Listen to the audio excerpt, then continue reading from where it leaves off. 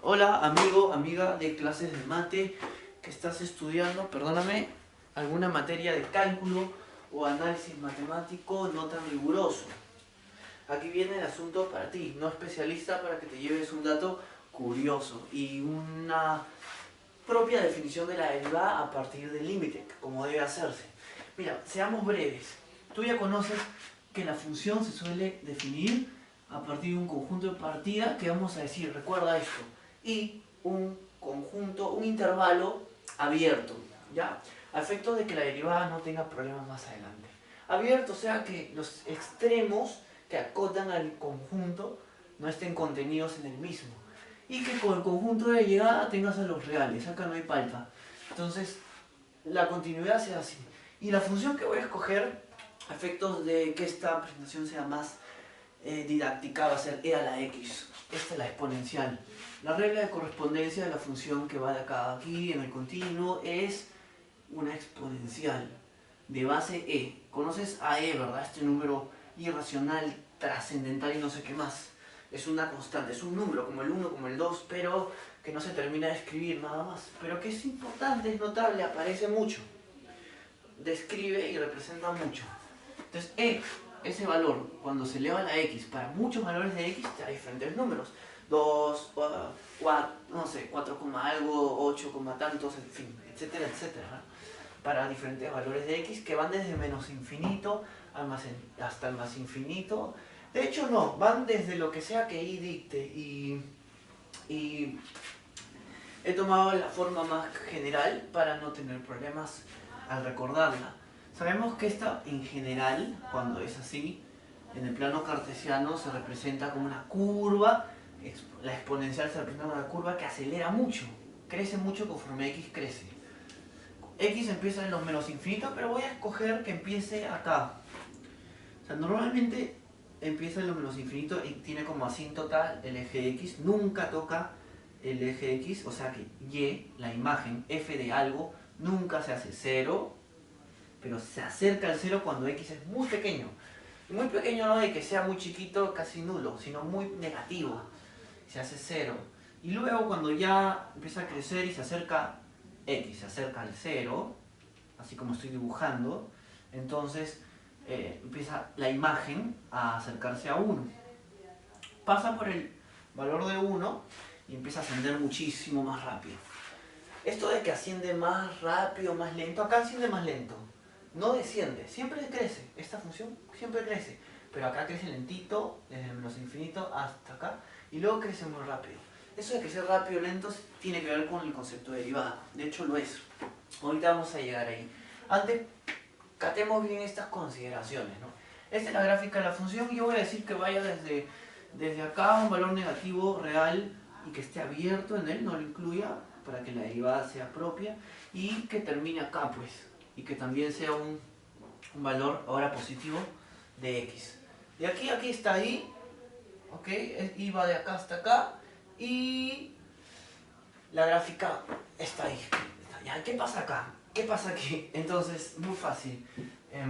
Este intercepto, este único intercepto de la gráfica representa el par ordenado 0,1. ¿Por qué? Porque es el valor que se da cuando x es 0. X no ha avanzado nada, está acá en el origen y su imagen está acá en 1. La forma general no se ha trasladado nada, la asíntota sigue siendo esta y no se han puesto coeficientes negativos como para que se invierta o se vaya para abajo. No, así es. ¿Qué nos dice esto? ¿Qué podemos interpretar a partir de ahí? Que 1 es e a la 0. Y esto nos va a permitir más adelante un dato curioso para demostrar la derivada que vamos a escoger. ¿Por qué? Porque si esto es cierto, y entendimos la función continua en este intervalo y que pues llega a los reales, bueno, en este caso ya no tiene como rango los reales, sino un subconjunto de los reales, igual con el dominio, pero nos da esta característica. E a la 0, cualquier constante a la 0, excepto el 0, es 1.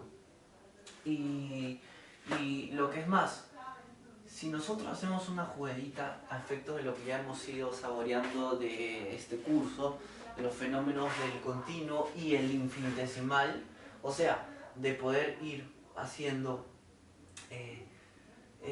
escarbaciones desde un número como este a otro, cada vez más cercanas, que no hayan límites para rebuscar y particionar entre dos tales. Esta noción del conjunto denso, ¿cierto? Pues podemos decir que en vez de 0 escribamos un H cualquiera, que es un numerito y que, digamos, es muy cercano a 0. No es 0, pero si tú empiezas en el 0 y avanzas antes de llegar al 1, y de hecho antes de llegar al 0.1 y cualquier otro valor que se te ocurra, puede haber algún H. Siempre va a haber alguno. No importa qué tanto detalles, siempre va a haber un H. Y si, en otras palabras, ese H tan chiquito, que no es 0, se representa como que tiende a 0. Esa es la noción aquí por excelencia, la tendencia, ¿no? Como hay infinitos valores y los infinitesimales son admitibles, entonces este H tiende a 0. Y si eso es cierto, 1 más ese H sigue haciendo la misma tendencia, ¿sí? Y lo que es más, E, como H no es 0, está abierto a que se haga lo siguiente.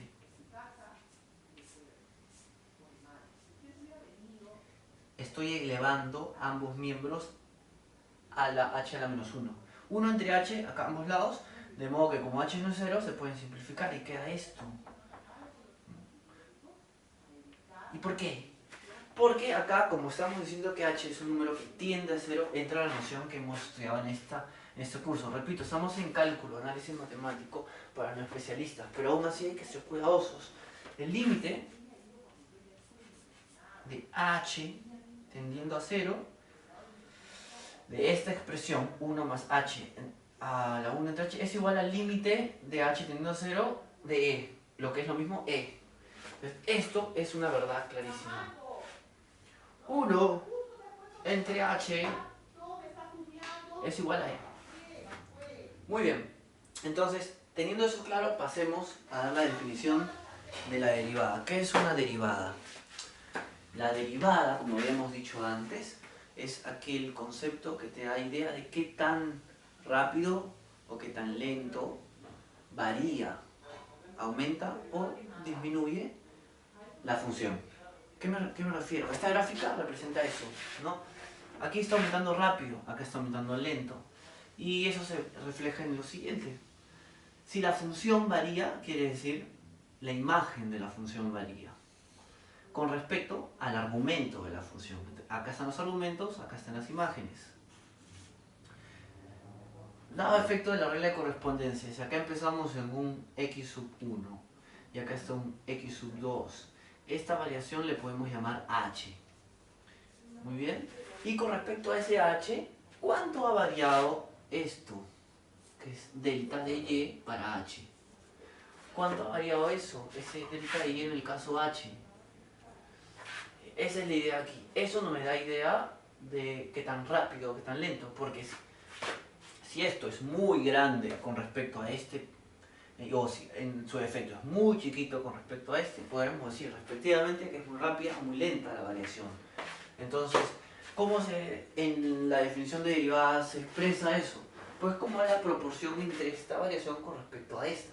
Esta manda el delimita a esta otra, pero al compararlas ya sabemos este delta de y entre ese delta de x que es h, ¿verdad? Al compararlas, ¿cómo está yendo esa tasa de cambio? Donde, mucho cuidado, hasta ahora estamos hablando, ¿dónde? En este punto. ¿Qué tan rápido aumenta aquí? ¿Qué tan rápido aumenta aquí? Pues vemos cuánto varía acá y cuánto varía acá, y ahí sabremos decir qué tan rápido aumenta ahí. Lo mismo podemos decir qué tan rápido aumenta, lo que es lo mismo, cuál es la derivada en este otro punto. Pues ahí tenemos que ver ahora un nuevo h chiquito y ver la variación nueva, delta de y, h2, ¿no? Y esa va a ser otra proporción, va a ser otra derivada. La derivada no es una función. Hay una función derivada, pero en principio el concepto de derivada es un valor que te habla de qué tan rápido varía la función. ¿Y cómo se entiende eso? Con límites, así como acá de la tendencia, etc. Para hablar de la derivada, que se escribe o se denota así, D de derivada. ¿De quién? De la función. Una derivada de SF con respecto a alguna de sus variables, especificamos alguna de sus variables. Y en este caso solo hay una, que es X. Con respecto a cuánto varía X, cuánto varía F.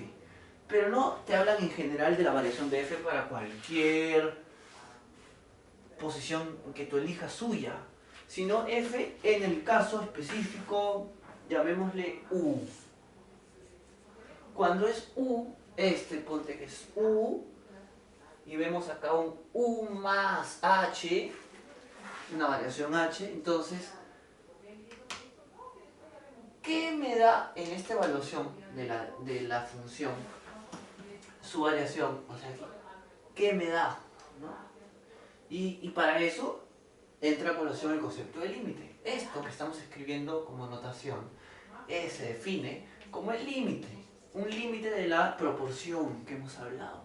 Pero esta proporción, cuando dicho H, no es cualquier H que puede ser 10, 15 grandotes, sino un H que es menos que 1, menos que 0.1, menos que 1 entre 1000. Es casi 0. Entonces se escribe H que tiende a 0.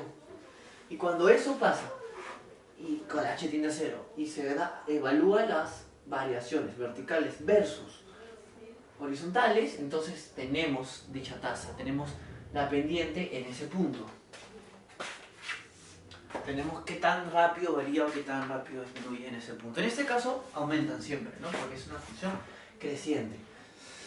Y vamos a escribirlo de otra manera, eso se escribe así, ¿no? Límite de H, cuando H tiende a 0, ¿de quién? De una expresión que contiene la variación vertical, que es F, ¿no? Esta variación es F de X de U más H menos F de U. Este es F de U más H restado con el F de U. Perdón la mala letra, ahí se nota, ¿cierto? Entre H, que es el delta de X. ¿Ya? Eso que está ahí es la derivada en U. Derivada de F en U. Y cuando aplicamos el procedimiento aquí para llegar a un resultado, resulta que la derivada de F, que ahora a efectos prácticos aquí, la derivada de E a la X con respecto a su variable X, evaluada en un punto U, es el límite cuando H tiende a 0, ¿de quién? De eso. Pero eso es E a la U más H menos E a la U. E a la U más H menos E a la U entre H. Y acá viene lo bonito, que vamos a usar este dato curioso, que con artificios de sumar un mismo cero y luego hacer que no sea 0 sino un H que tiende a 0, que simplifique. Bien bacán, ¿no? Mira, la derivada, vamos a escribir así mejor ya, todo esto se puede escribir así.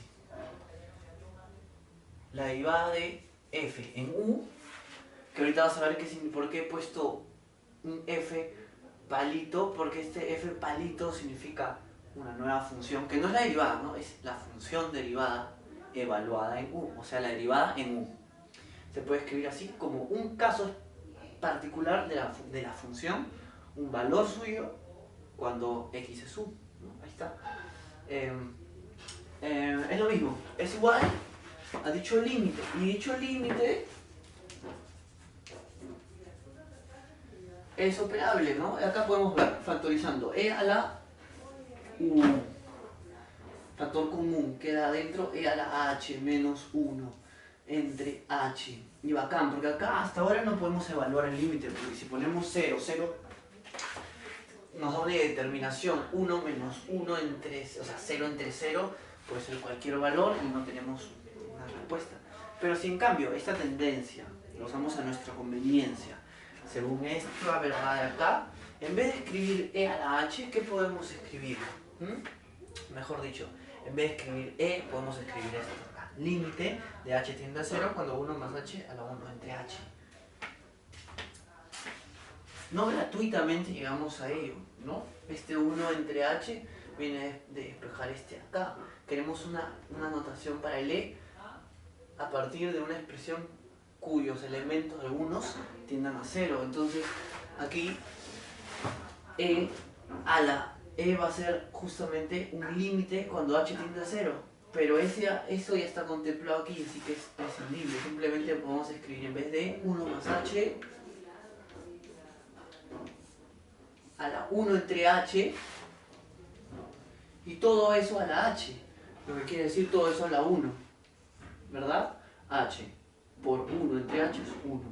Todo eso restado en 1 tenemos el paréntesis del factor común. Fuera del factor común. Y el factor común es e a la u. El orden de los factores no altera el producto de matemáticas. Y entonces acá tenemos esto entre h. Y fácil pues. Porque si esto está a la 1 es simplemente anulable. 1 más h menos 1. Todo esto que está arriba queda h.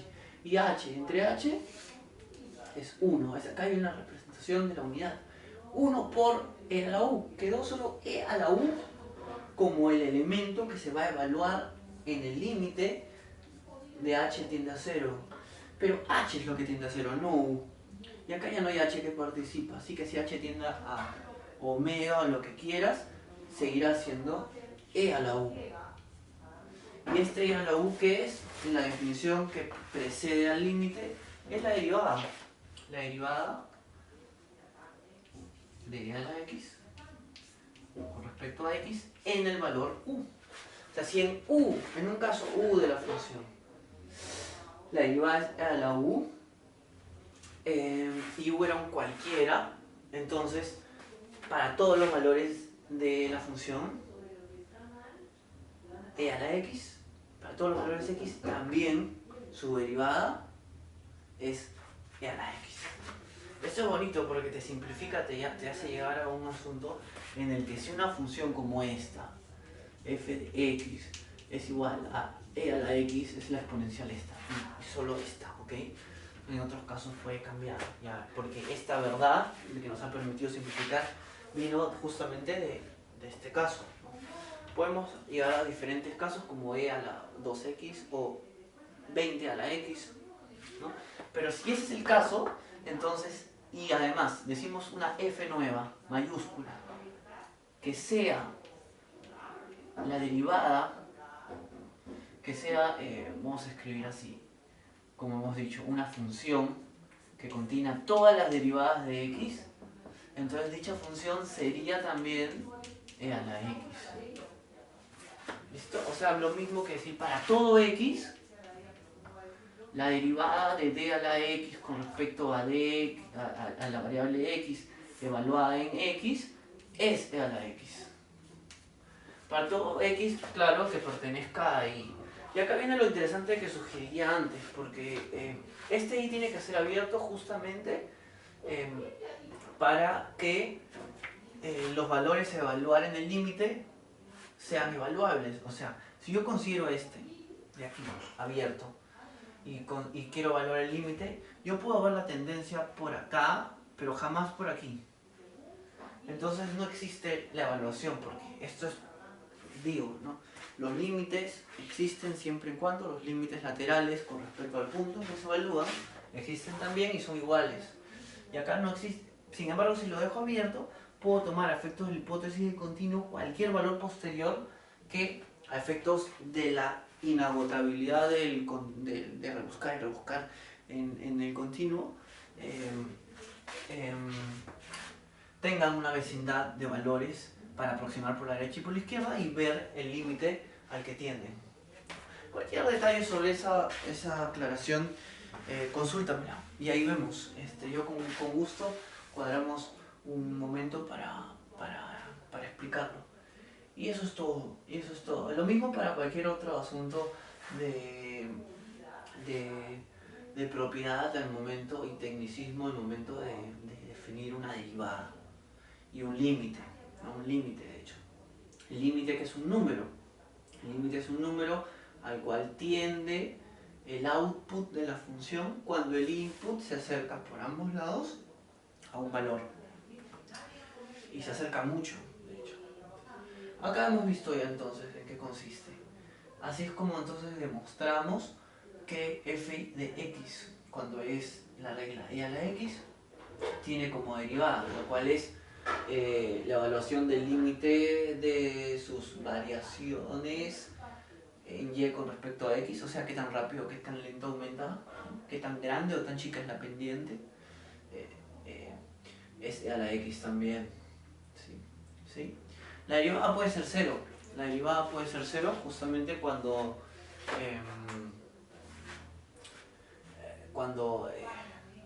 pues sea lo que sea que varíes en el h, no aumenta ni disminuya, se quede constante. Entonces en ese caso, pues como en esta curva, en este punto, por más de que aumentes para acá, la derivada ni crece ni aumenta. En el infinitesimal, obvio. Entonces ahí la derivada sería cero. Y así otros ejemplos más. La derivada será negativa en casos como este, cuando veas una variación por aquí y veas que el delta de y decayó con respecto a un aumento positivo.